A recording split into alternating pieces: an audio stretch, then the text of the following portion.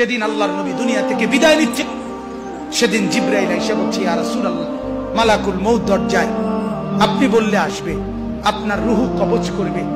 আল্লাহর নবী বলেন, আল্লাহকে জিজ্ঞেস করো জিবরাইল, আমি যদি আমার আল্লাহর কাছে যাই, আমার উম্মতের সাথে আমার আল্লাহ কি আচরণ করবে, ওটা বলো, তারপরে আমি যাব।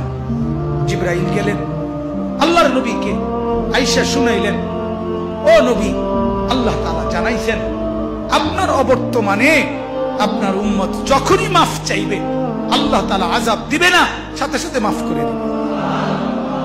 আপনি যেমন মাফ চাইছেন, তখন যেমন মাফ করছে, আপনার অবর্তমানে আপনার উম্মত নিজে নিজে মাফ চাইলেও আমি আল্লাহ মাফ করে দেব। এতদিন তো কে মাফ চাইছে? নবী নিজে মাফ চাইছে। এখন তো আপনি না থাকলেও আমি ওয়াদা দিলাম, আপনার উম্মত যদি নিজে নিজেও মাফ চায়, আমি মাফ করে দেব। নবী বললেন, তাহলে জিবরাইল, মালাকুল মউতকে বলো আমার জান কবজ করতে। তাহলে সারাটা জীবন তিনি ভাবলেন উম্মতের কথা। আজ যখন তিনি দুনিয়া থেকে বিদায় নিচ্ছেন, তখনও ভাবছেন কার কথা? নবীজি সাল্লাল্লাহু আলাইহি সাল্লাম যখন ইসরাফিল সিংহা ফু দিবে, দ্বিতীয় ফু, সবাইকে যখন হাসরের ময়দানে উঠানো হবে, তখন প্রথম উঠানো হবে আমাদের নবীকে।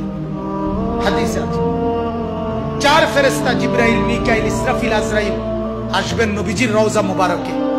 এসে সবার পক্ষ থেকে জিবরাইল ডাক দিবে, ইয়া রাসূলুল্লাহ, হাসরের ময়দানে যাওয়ার জন্য আপনি কবর থেকে ওঠেন। হাদিসে আছে, আল্লাহর নবী সাল্লাল্লাহু আলাইহি সাল্লাম কবর থেকে চোখ মেলবেন, আর উঠে দাঁড়াইতেই কপালের বালু মুছতে মুছতে তাকাইয়েই বলবেন প্রথম কথা, জিবরাইল, তোমরা শুধু চারজন ফেরেশতাই আসলা আমাকে নেওয়ার জন্য, আমার উম্মত আসে নাই। আমার উম্মত কোথায়? আমার উম্মতের হালাত কি? আমার উম্মত কি আমার অবর্তমানে জাহান্নামে চলে গেল নাকি?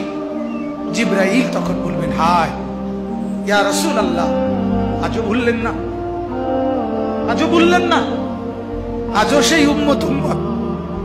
যাওয়ার দিনও বললেন, দুনিয়ায় থাকতেও বললেন, আজও বললেন, আপনার উম্মতের এখনো উঠেই নাই, এখনো তো কবর থেকে কেউ তুলে নাই, আপনাকে তুলেই বাকিদেরকে উঠানো হবে।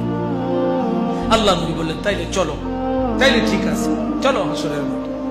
হাসরের মাঠে যাবেন সমস্ত নবী, আদম থেকে ঈসা এবং উনাদের উম্মত কিয়ামত পর্যন্ত। আমি সংক্ষেপে বলতেছি, সমস্ত নবীর উম্মত, নবীরা শুধু এক কথা বলবেন হাসরের ময়দানে, ইয়া রব্বি নাফসি নাফসি, ইয়া রব্বি নাফসি নাফসি, আয় আল্লাহ আমাকে বাঁচান, আমাকে বাঁচান।